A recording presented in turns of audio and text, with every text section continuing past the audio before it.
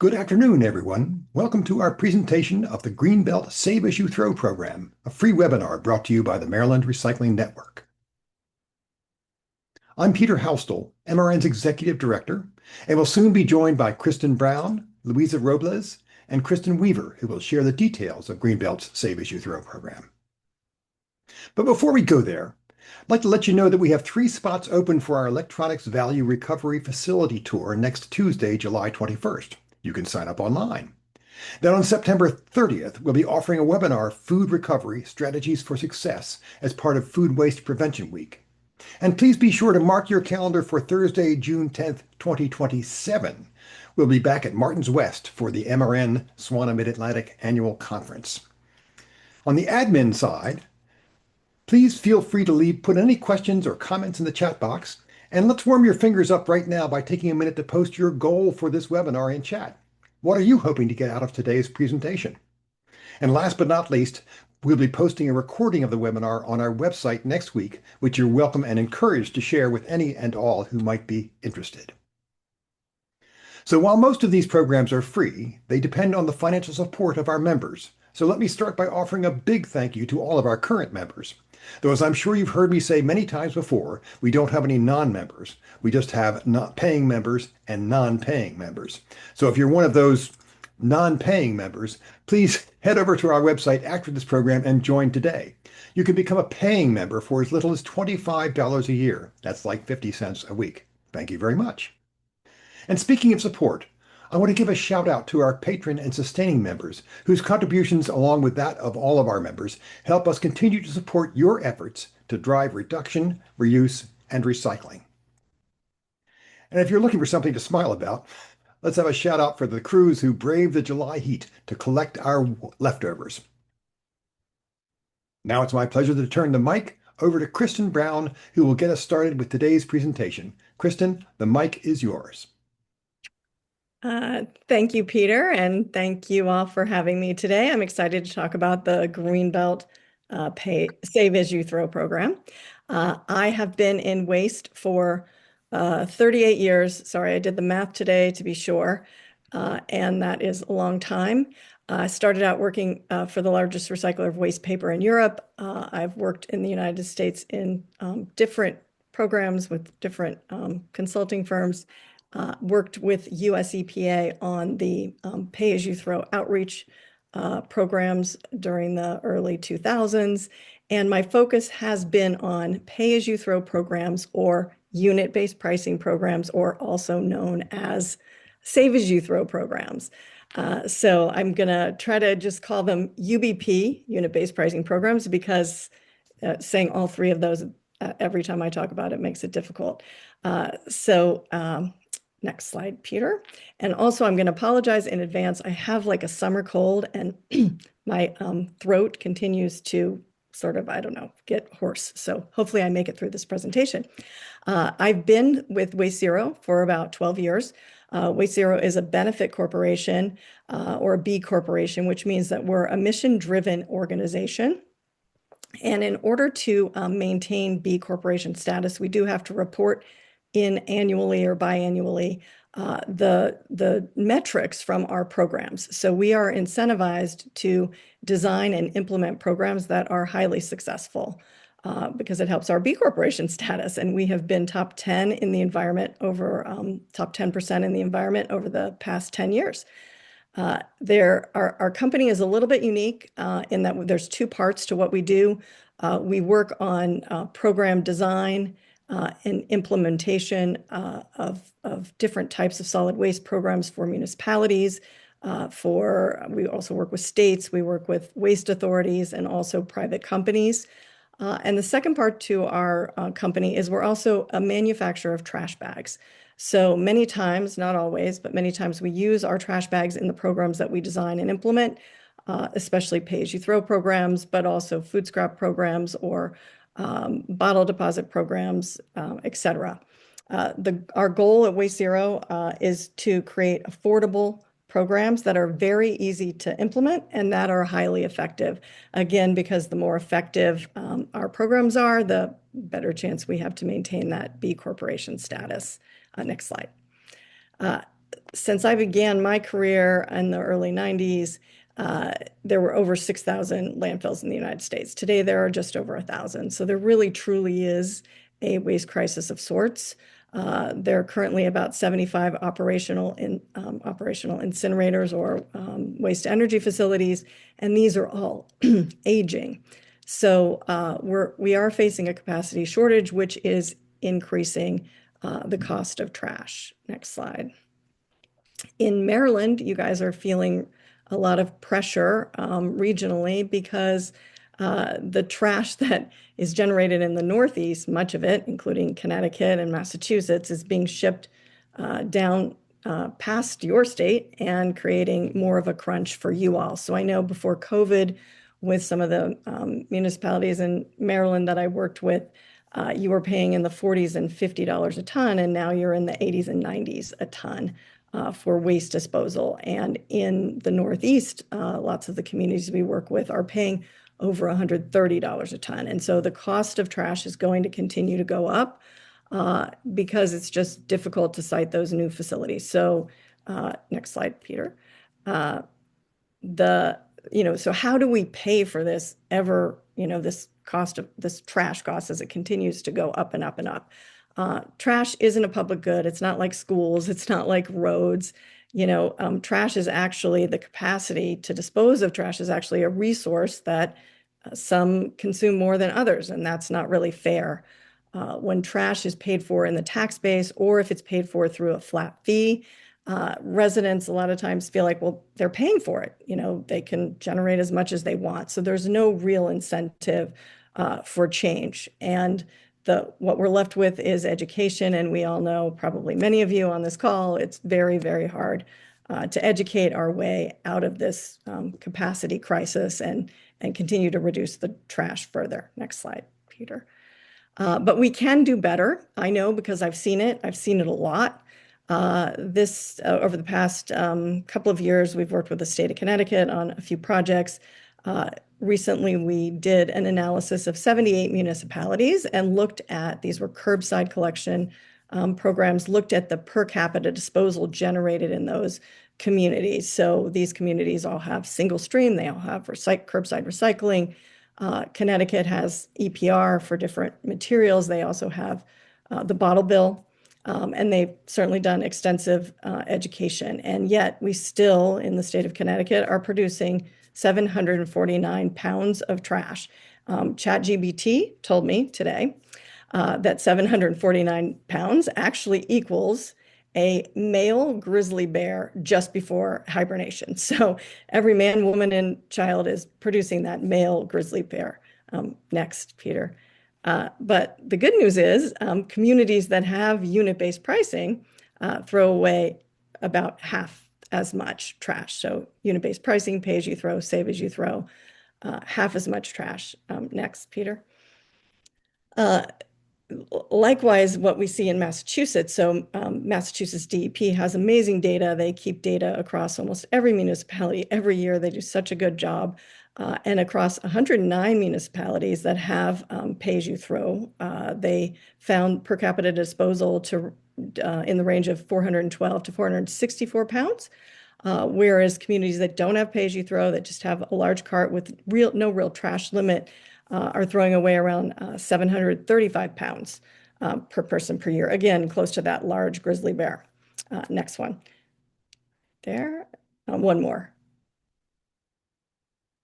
Yeah. And what's even more impressive is when you take a unit-based pricing program and you add curbside food scraps. So then you can get that pounds per capita down even lower. Chris Nelson from Connecticut DEB has a saying, and he says unit-based pricing is the engine that makes all of the other programs work better. So in the case of Brattleboro, they had unit-based pricing in place, and they added for curbside food scrap collection. So it incentivizes more people to join that program and to participate in the food scrap collection, to participate in bringing materials to the Goodwill. to bringing, computers to electronic drives, et cetera. So it makes people think differently about everything that they throw away. Kristen, Next. quick question from the audience. You have any idea how long it took, and for example, a place like Connecticut to cut that number in half? So the yeah, I'll go. I do have another slide on that, but yeah, it's pretty immediate. So the minute you implement a unit-based pricing program, the waste changes in that next month. And does contamination go up in the recycling and curbside waste programs with pay-as-you-throw, or So another good question, and I'm going to hit that one too, but generally okay? not necessarily. No, people are a little bit more attuned. So those that weren't doing well with their recycling tend to do a little bit better. You might have a little more contamination, but you also get better educated users. So it kind of balances out. So next. Financially induced knowledge. I like it. Exactly. So you're Yeah, learning more now. You realize what does and does not go in the recycling. So next great. slide.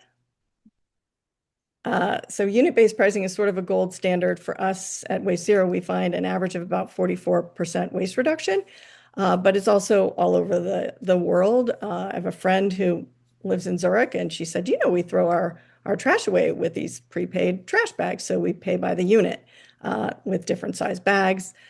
In Belgium, they have prepaid trash bags for all residential trash throughout the country and commercial trash as well.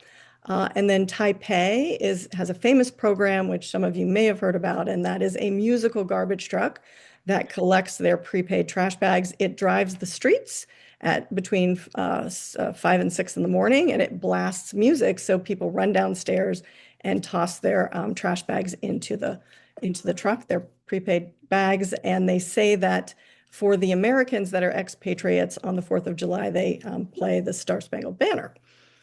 Do they do ice cream as well? No, it sounds like an ice cream truck, apparently, because my daughter visited there. So next slide. So how does it work? In theory, you create a unit of measure, and a bag is kind of a natural, easy unit of measure. And if you have one bag, say it's a tall kitchen bag that costs $1. If you throw away more than that, you purchase another bag, you pay another $1. So it really is true unit-based pricing. The way our programs work, you purchase the bags at the supermarket. They're official bags. People pay as they go for what they use, and the revenue from those bags goes to the municipality to cover the cost of disposal and perhaps other costs depending on how that bag is priced. So next slide. These are just a couple of programs, so I'll touch on some of what you asked. The first little graphic, Waterville, Maine, it just shows that when you start a program, the waste drops. These are weekly bars, so you can see the year before and the year after, and basically the trash drops that first week. If you look at the next one, Malden, Massachusetts, this sort of shows that it's sustainable over time. It's just year over year over year stays similar because of that unit-based pricing effect. And if you go down to the last one, Sanford, Maine, Sanford is unique. They implemented the program in 2010. You can see the trash went down significantly. And then a couple months later, you see the trash goes up. There was a person in Sanford who was against the program. He happened to win the Maine lottery.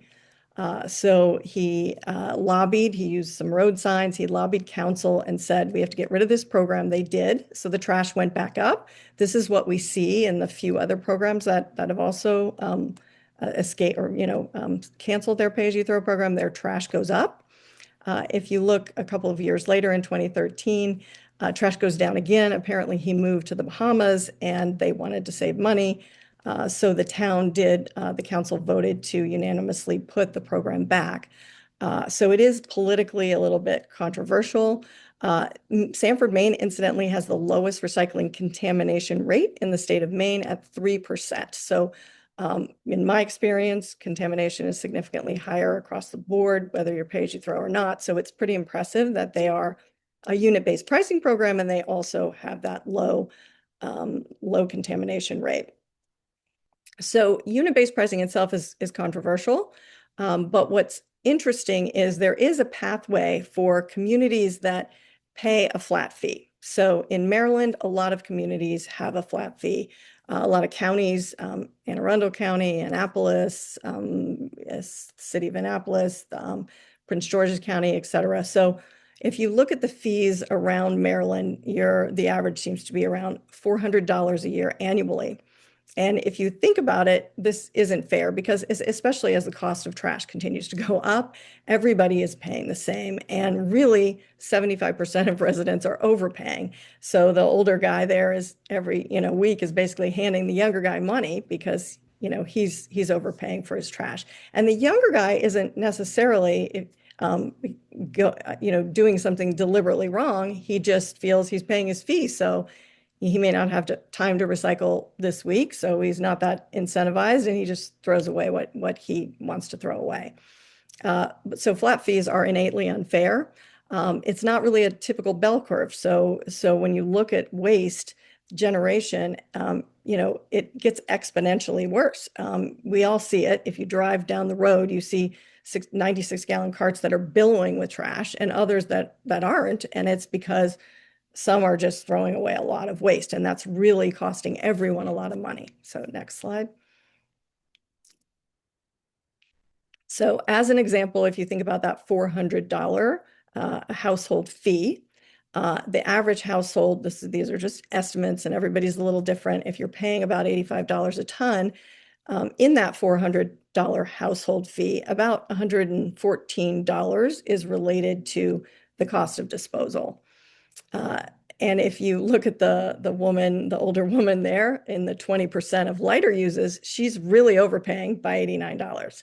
And if you go to the other side and you look at the guy who's a heavy user, he's underpaying by $128 a year. So it's innately not fair, this fee system. And especially as costs continue to rise, why should we just keep raising that fee and penalizing the good the light users or the good recyclers or the people that are making a difference and subsidizing those that aren't? So next slide. So in Greenbelt, what they decided to do is look at it differently and separate the fee into two different parts. So in Greenbelt, they have a base fee and everyone pays the base fee, and the base fee includes administration costs, the cost of collection, labor and collection, et cetera. And then the second part of the fee is more like the landfill fee, the cost of disposal and some of those associated costs. So two parts to the fee. Next slide. Again, everybody is different. So to keep this super simple, so that you can sort of see where I'm coming from, the first part, in theory, if you have a $400 fee, would be lowered or could be lowered to about $240 a year. So everyone pays that $240. So the municipality or the county still gets $240 times that number of people. So they still get that revenue. The second part of the fee is paid for in one of two ways. So you can choose. Residents have a choice. They can opt out of the program and pay, say, $200 a year, which would mean they're now paying $440, which seems fair when you look at how much how much people are disposing. So they're paying a little bit more than what they were paying before. Or they can stay in the program, the base program, and they can pay as they go for the number of bags they use. And what we find is about 75% of the people choose to pay as they go, pay per bag. Next slide. So what happened in Greenbelt? So Greenbelt is one of the better recyclers in the state of Maryland anyway. So they were already doing a really good job. About 28% of the homes opted out of the program, and 72% stayed in the program. Waste reduction is about 17%. It's been tracking at about 17% residentially for every month. You can see the weekly kind of blips of the waste as we track it. Next slide. And what we did in Greenbelt, just to kind of help the council, see how this is going, as they start evaluating the program, is the Greenbelt Public Works Department. And if anybody's on from Public Works, they did an awesome job and they're just so great. And the guys, instead of collecting trash in one truck for a full week, they collected trash in two trucks, which was super nice. They collected from all of the homes that opted out, which in Greenbelt they call a max trash sticker. 28% of homes opted out, but produced 55% of the trash. as opposed to those that are using the pay-as-you-go landfill bags. 72% of homes are producing 45% of the trash. And then the average weekly set out for the max trash sticker home was 31 pounds and landfill bags 10 pounds. And the number of bags set out in the max trash home was 3.6, as opposed to less than one, because in the landfill bags, many people don't set out their trash at all. So great results. So just as a quick recap, basically, step one is you lower the fee. When you lower the fee, if you look at number two, you're rewarding the light users, and you're also incentivizing those people in the middle, those people on the fence, to say, oh, I can save some money. So I'll go with the bags and I'll throw away less and I'll recycle better. Number three, the heavy users are now paying more of their share. And number four, the revenue still sustains the program, because revenue comes in from that base fee, the lower base fee. It comes in from the opt-out fee. It comes in from the bags, and you have the diverted material, which is saving you money. So you still net balance, your budget still balances. So that's the basics for me, and I'll switch over to Kristen Weaver. Hello. Yeah, my name is Kristen Weaver. I'm Mayor Pro Tem on Greenbelt City Council. I've been on council since November of 2021. So, comparatively, still fairly new at this elected official thing. And so I just have a couple of slides to talk about sort of the perspective from the elected official side. I think, and I also, I mean, Kristen gave us a good summary of why this sort of program works broadly speaking, but I'm going to talk a little bit about why it worked for Greenbelt and why we needed to do something. So one of the things, so Greenbelt has our own trash collection service through Public Works, not for the entire city. Apartments, many of them have dumpsters, and some HOAs contract their own service. So we're not serving all of our households, but we're serving, I think it's about a third of the households if you take out the apartments and the HOAs that have their own. So we had our own trash service. Costs were going up. We hadn't raised our rates. Our rate was $280 a year paid quarterly.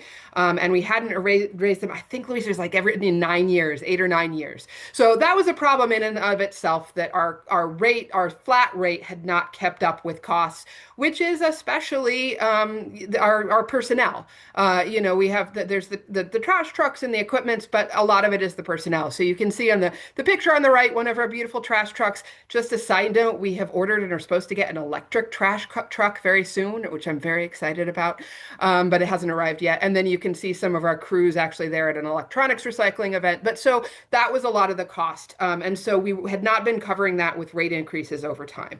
And so what we, as part of our budget discussions for what is now the current, well, I guess it was for last fiscal year, staff was proposing that we needed to increase those costs. We had a big gap between what we were paying for the trash collection and what we were getting in rate. And so the proposal at the time, like I said, it was $280 a year paid quarterly. The proposal was to increase it up to about that 400 that Kristen mentioned. That's what we needed. I think actually 392, but in 2 years, 336 for the first year and then 392 for the second year. Again, those are annual rates, but paid quarterly. So that was the proposal that was on the table. We knew we needed to do it. It was going to be, people were going to be unhappy, because that's not an insignificant increase to go just because we hadn't done it gradually as we probably should have, to be honest. But then we had, I think, Kristen Brown connected with our Green ACEs, our Greenbelt Advisory Committee for Environmental Sustainability, which is a combination of some of our green team, but also some other things separate from the green team, and had heard about this idea. And I think maybe, I don't know, it was through Louisa, who's the staff liaison. I'm the council liaison to Green ACEs. So I think, and I see there was a question about how long does it take to implement. I think that initial presentation was like April 2025, March, or maybe March 2025. And then you can see the clip, maybe even a little earlier than that, but you can see there the clip of our wonderful local Greenbelt News Review covering a council meeting. Our Greenbelt Green ACEs chair, John Lippert, and the city manager there in the picture. John is the one in the Green Arrow, or sorry, Green Lantern t-shirt, but holding up one of the bags to talk about the process. So really with council, we started talking about it only in May of 2025. And we were able to implement it and have it come into effect by January 1st of 2026. So that was a little bit, I mean, I'll talk a little bit about the timeline and some of the considerations into that on the next slide. But I think in terms of from a functional standpoint, how long did it take us to go from this idea being presented to being able to implement it was really not a huge amount of time. Now, we haven't gotten the 50% reduction that Neil Subman is asking about quite yet, but that was how long it took. So I think from a practical standpoint, the appeal of being able to try this program right now from the elected official standpoint, we were going to have to raise costs somehow. We had a budget gap we knew we had to fill. And so this model allowed us to make that increase more fair, while as for all the reasons that Kristen described, while still closing that gap as much as possible. And so I think, again, from a tactical standpoint, I, as the council liaison, took an advocacy role with my colleagues to make sure and update them as the conversations were happening. I will say there was not actually a huge amount of resistance. But I think part of that was the timing. It passed. It ended up, I think, almost everything passed mostly unanimously to implement it, maybe not perfectly unanimously. I think there might have been some dissent votes and a couple of things, the individual things. But part of it was we had to increase rates anyway, and it was a practicality factor. And I'm happy to answer specific questions when we get to the Q&A later. But so then the second slide, and I know Louisa is going to go into a lot more details about some of these things, but I think one of the key things also, so getting council on board, that obviously was important. It was a proposal that came out of our sustainability committee, but we had to get council on board and staff on board in the form of Louisa and the Public Works. But another key stakeholder for us was the Greenbelt Homes Incorporated cooperative housing. So that's about 75% of the 2,400 homes who are customers of the city. So they were a big deal. They were a lot of our customers. And so one of the things, for example, that we had to adjust was the city's fiscal year is July to June, but GHI's fiscal year is January to December. So even though, and I think from a practical standpoint, I think I'm glad we didn't try to rush it through a little earlier, but we did have to accommodate that timing because those homes in GHI don't get their bills directly. They pay through their co-op fees. They pay, so it's like an HOA, but a little bit stronger than an HOA in a lot of things. So a couple of things that like they changed their fees starting in January. So we could not change to that different base rates without working with their timeline. So that was really important. The other thing that it required, and I know Louisa has lots of details, but because they don't get bills, some people get bills directly, but a lot of people paid through either the GHI co-op or a few through their other HOA. We had to work on creative ways to get the information out there. And so some examples here, you can see up on the right, some virtual town halls. We did some in-person town halls. We did videos. You can see our YouTube channel there, a recording of the town hall and another video. There you see Louisa on a social media video talking about it. We did door hangers, and thank goodness, Kristen helped us. We had volunteers from Green Aces and other people who helped put door hangers on every single home. And I know Louisa has more about that. The picture on the lower left is in GHI, there are what are called court liaisons. That's a program they were just getting restarted. So these are row houses, and they were recruiting somebody who lived on each court, ideally. I think they don't have them for all courts, but that then was sort of a liaison to their neighbors. And so we had a meeting there at one of our local restaurants to tell these court liaisons more about the program so that then they got questions from their neighbors.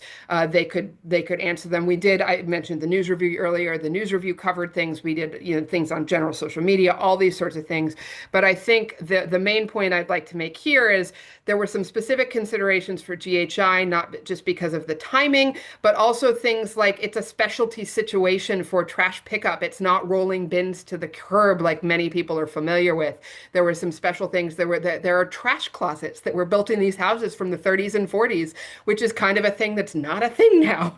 And our trash crews had been going into those trash closets to pull out people's bags. And so we had to figure out, okay, how do we make changes to the program, not just the payment, but to how things are structured. And I think Louisa may have some more about that, but if you have questions. But I guess I think the main point was for this, you will know in your community where the sticking points, which are often not monetary things. I mean, I think we did have people complain about the price increases, but a lot of their complaints and a lot of their concerns were not about that. It was not about the monetary issues. It was about other things such as how do I find a trash bin that fits in my trash closet? That, if I have to start doing this differently, what do I need to do to make that change? And so I think figure out what are the sticking points, what are going to be the deal breakers. Because if we had tried to implement this September 1st instead of January 1st, it would not have worked. We could not have gotten the Greenbelt Homes Incorporated board on board with us. And so find those key stakeholders. And it may be easier if you have more standard houses and less of these specialized situations. But there is going to be some specific sticking point if you're trying to implement this in your community. Just try to find those as early as possible and address them. And then, yeah, the creative ways of outreach as much as possible. And so then I will pass it off to Louisa for all of the nitty-gritty details.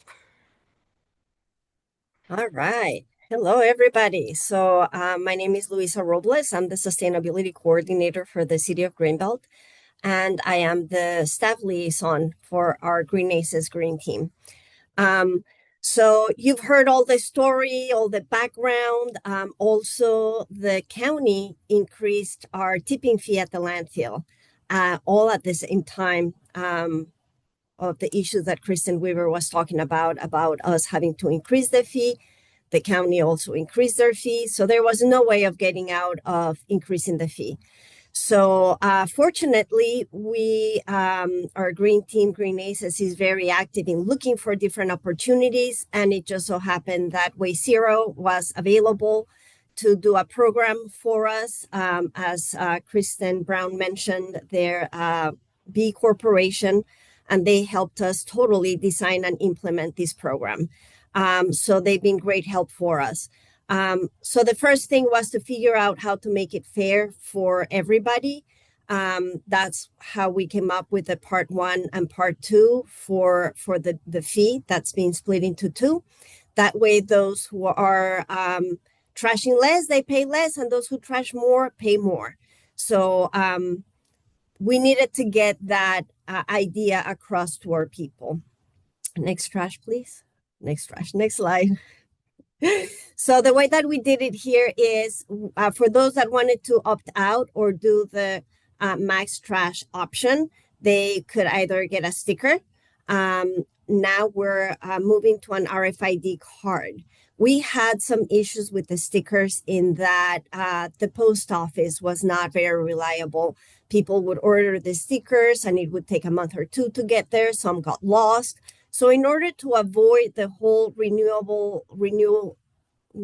of the sticker and not getting the stickers on time, we came up with, and this, Way Zero came up with doing an RFID tag. So for the second 6 months of the pilot program, all of this is a pilot right now. We're doing a year of piloting. So the first 6 months has been going really well with some tweaks that we're trying to address. So the RFID cards now will allow residents to renew online or at the finance office without having to get the actual sticker in the mail. So that'll solve that problem. For those people that are choosing to go by the bags, they're small, medium, and large. Kristen had mentioned the costs in a previous slide, and they are available now at many of our Greenbelt establishments, like the Greenbelt Co-op, 2 CVS pharmacies, Giant, Safeway, and one of our hardware stores, our local hardware stores at the Beltway Plaza. Next slide, please. So now people have the choice of going to the stores, getting the bag and paying less, or if they just have a large family or they generate lots of diapers or whatever it might be, then they pay the higher fee.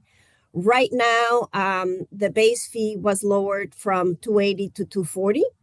And if you're getting the max trash option, you're paying $70 every 6 months. So that is $140 to bring your total for the year to $380. plus fees. When we're talking about credit card fees and stuff like that, with the fees, it brings you to $390, which is still, under the 400 that we needed to go up to by the second year, and still under the 444, 50. That's really what the service and the landfilling costs. For those that are choosing to recycle more and compost more, then the fee is $240 plus whatever bags they're getting.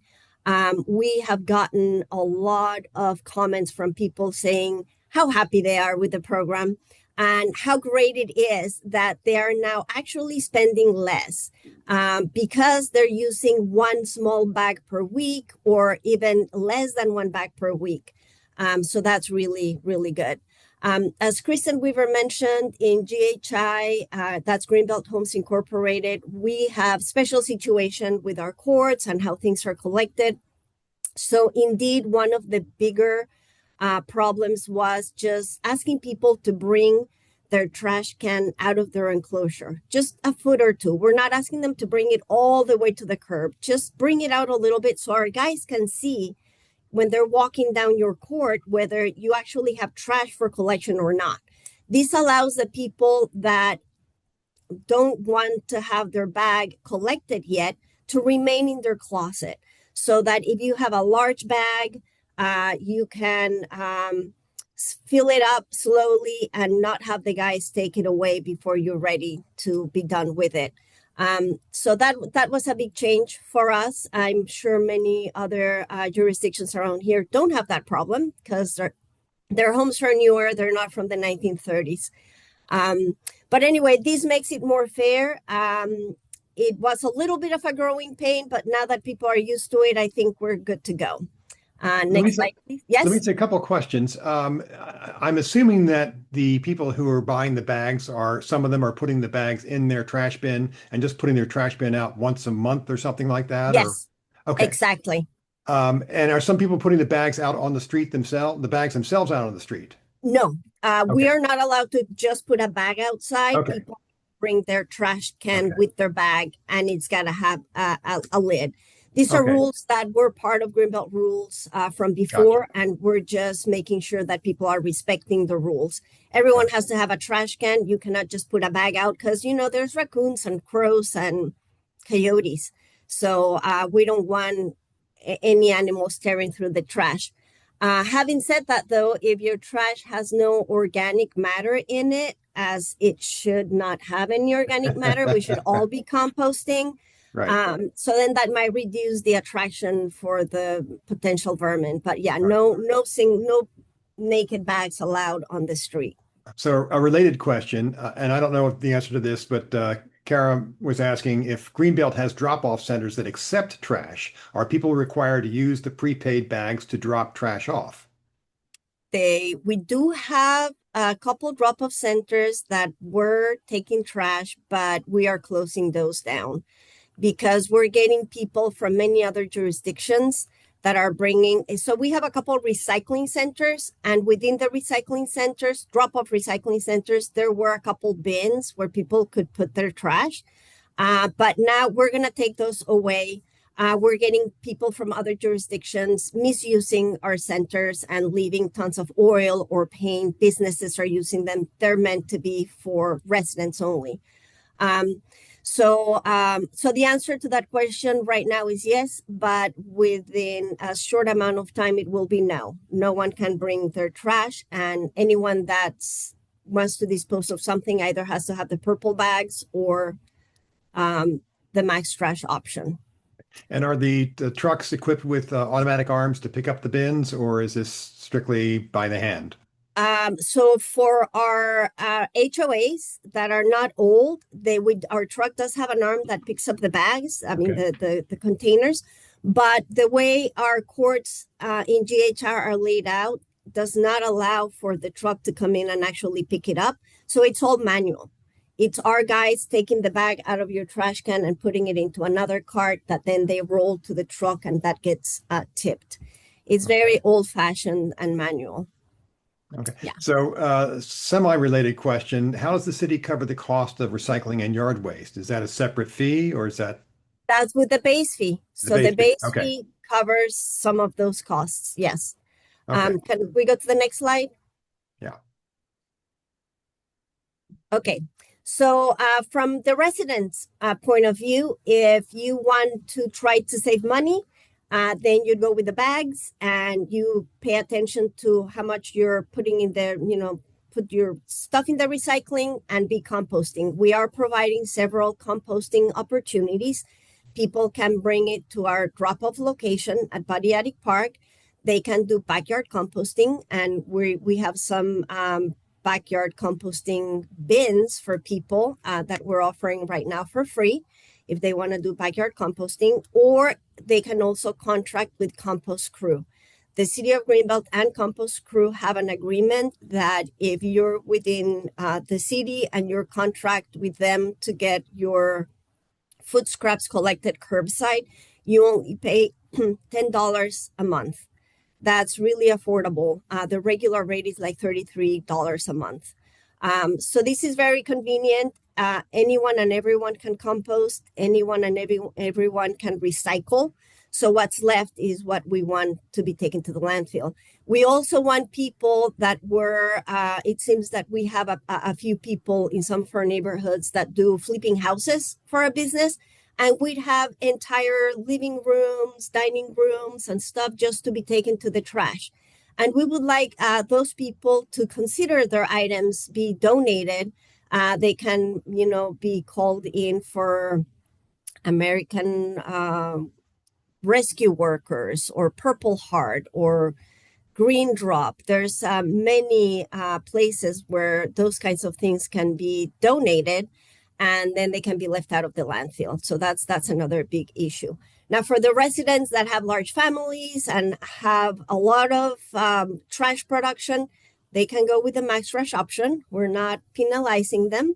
They can have it convenient. They just have the first 6 months was the sticker. The next 6 months, it'll be the RFID card.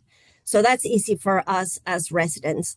And they can get their sticker or RFID card through the website or through our finance office. Next slide, please. Oh, Peter is talking to somebody. If the truck is using the automatic arm to pick up the bin, how does it know that that's filled with max trash or with the bags? Oh, our guys know. Okay. So when the guys are approaching the bin, they can see whether they have a max trash, and then any kind of bag is okay. Or I mean, a max trash sticker. Or if they don't have a max trash sticker, then the bags in the bin should be purple. Okay. So our guys already know which house is which. So if they have the sticker, any kind of bag is okay, and they can put trash up to 98 gallons. Or 333-gallon bags. So it's like the volume, or smaller bags, but no more than 98 gallons. Each bag cannot weigh more than 50 pounds, and that's an OSHA regulation for our guys since they're doing a lot of it by hand. Gotcha. So yeah, the guys know, and in a little bit we'll see with the RFID card how it's done. So logistics for the cities. I know we've talked about why the program, how does it impact the resident? Now, how is it going to impact city staff? What do we have to do? Well, other than coordinating with the green team for the outreach stuff, all of the coordinating with the stores, with the delivery of the bags, with the financial communication between our finance department and the generation of the bags, all of that's done by Way Zero. So that's part of the implementation of the plan that they helped us design. It's been working great. The stores order the bags directly to Way Zero, and Way Zero, gives them the bags. So all of that's taken care of by Way Zero, which has been wonderful. I'm very happy to say that the bags are made with recycled content. And the fact that a lot of people hold on to their bags because they don't want to give them up until they're full, that is saving a lot of extra plastic in going to the landfill. I've already mentioned the convenience of getting the bags for the residents. We have them at the co-op, at CVS, at Safeway, at Giant, and at the hardware store. Okay. Now, from the guys' perspective, our waste collectors, on the first 3 months, they already started reporting that they were having less trash in most of the trash cans and more recycling. And they did notice that the recycling was not contaminated. So we're very happy to say that, yeah, our recycling contamination hasn't changed. We have a fairly low contamination rate as reported by the tipping floor operators. They tell us that Greenbelt is about 10%. The average around here is around 15%, and they will not accept anything more than 15% contamination. By contamination, they mean items that are in the recycling that should really not be in the recycling. So Greenbelt's doing pretty well. We're below the average, and that did not change. Just the volume increased, but the contamination did not. On the first 4 months, we did see a reduction of trash going to the landfill of 18%, and an increase of recycling by about 8%. We know that we also increased our composting, but we don't have a way of measuring that because a lot of people are doing backyard composting. Some people are doing the curbside collection by compost crew. We have capacity for 410 people there at the discounted rate. And right now we're at like 360 some. So we still have some spots available there. So between backyard composting, drop-off center, and curbside, our composting also increased. Next slide, please. Okay, so now that we've switched to the RFID tag, our guys are going to get one of those watch-looking things where as they're approaching the can, it'll mark green if they have the max trash option and they've paid. It'll mark red if they have the mass trash option and they have not paid. And if they don't have the max trash option, it'll do nothing. So as the guys are approaching the cans, especially in GHI, they'll know it's green. There's going to be any kind of bag, they collect it. It's red. They're like, okay, are they paying or are they not paying, or are they switching to the purple bag? So they'll open the can and it's like, oh, purple bags. They're switched to the purple bag. So they'll just collect that. If they open and there's a regular bag, then it's going to be whoops. And we're going to leave one of those whoops cards at their door, letting them know you have the max fresh option. You don't have a purple bag. You have to update your payment. And that'll be done using that little bracelet. So we're excited to have our workers start trying this out. We just switched to the RFID cards the first week in July. We are letting people renew their tags. Since we switched from sticker to tags, we're giving a couple of weeks of leeway to have people renew, get used to the new system, and then we'll start enforcing. Our guys seem to be very happy with the program right now, and we'll keep it going. So in terms of rollout, Kristen Weaver talked a lot about all of the different outreach strategies that we did, and at the very end, I have a list of most of the things that we did. Is not exhaustive, but it's pretty complete. So we had started talking about it in around March in council meetings, and that was reported in our news review in our newspaper. And we also posted information on the website. When we started really strongly doing outreach was in October with the bill insert. And you can see right there, coming soon, January 1st, 2026. And that explains the Save As You Throw pilot program. Tells about the two different fees. The first fee is paid by everybody. The second fee, you have a choice, stickers or bags. So we're getting the word out through the bill inserts.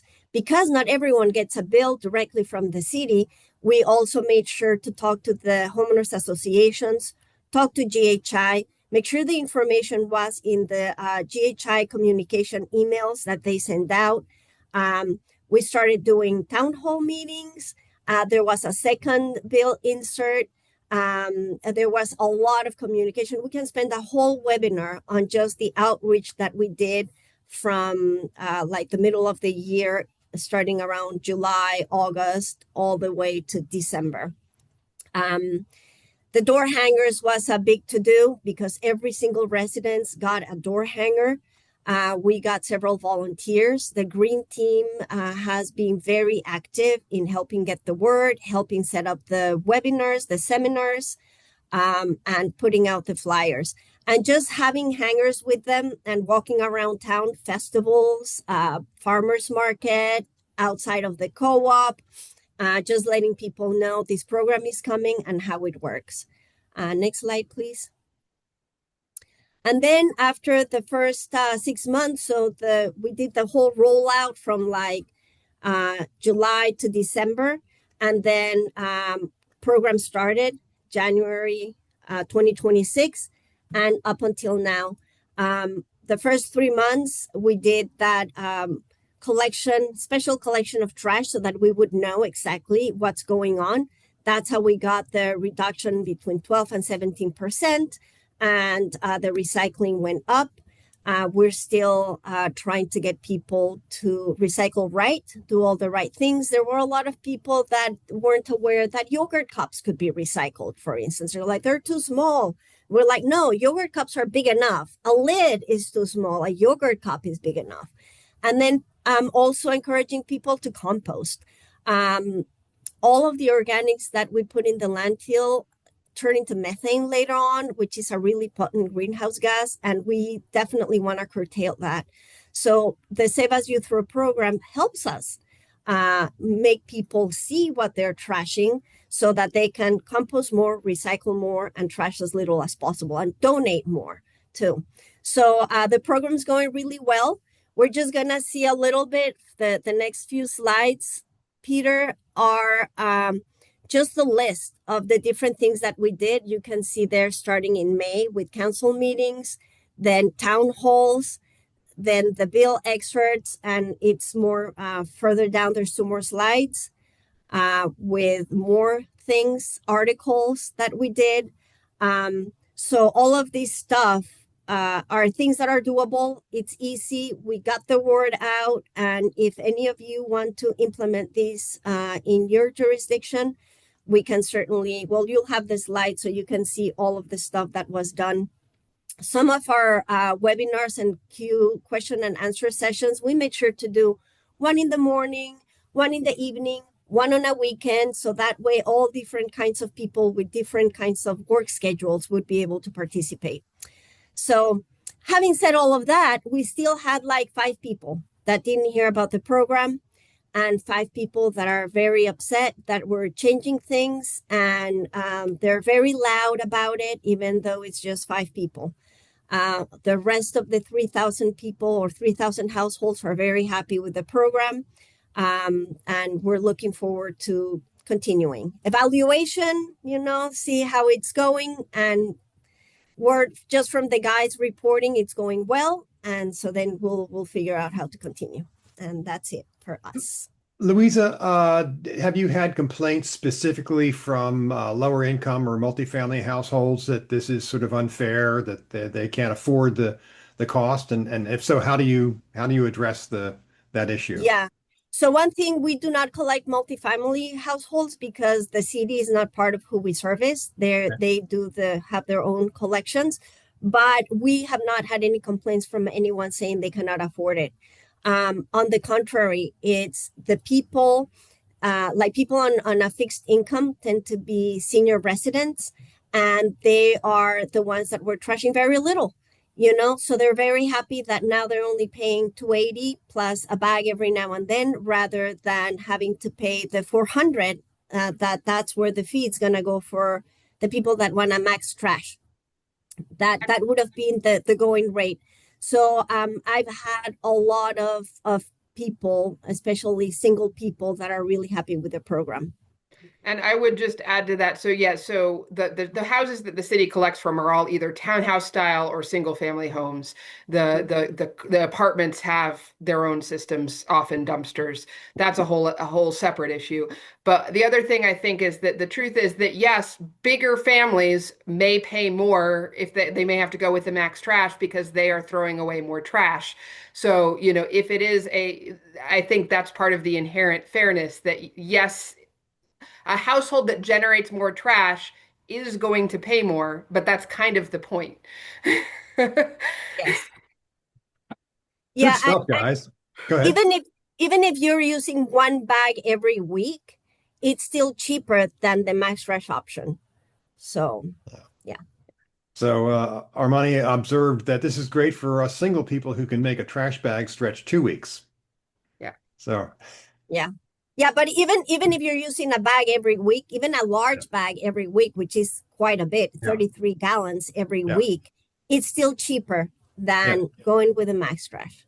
So, Great point.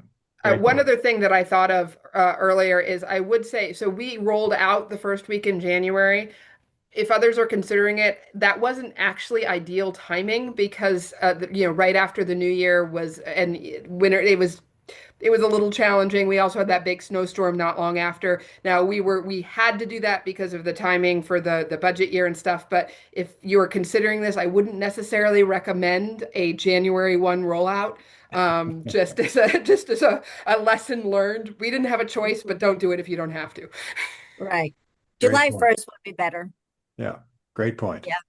Well, Hmm. we are at the 1 o'clock moment, so I'd like to, first of all, thanks to our team for an excellent presentation. How about a big round of applause for our presenters, Kristen, Louisa, and Kristen?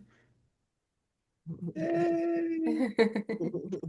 There's And then applause. before we go, I just want to remind everybody that we still have 3 spots available for our Electronics Value Recovery Facility tour next Tuesday, July 21st. You can sign up online, mark your calendars for their food recovery webinar on September 30th and the conference on June 10th of 2027.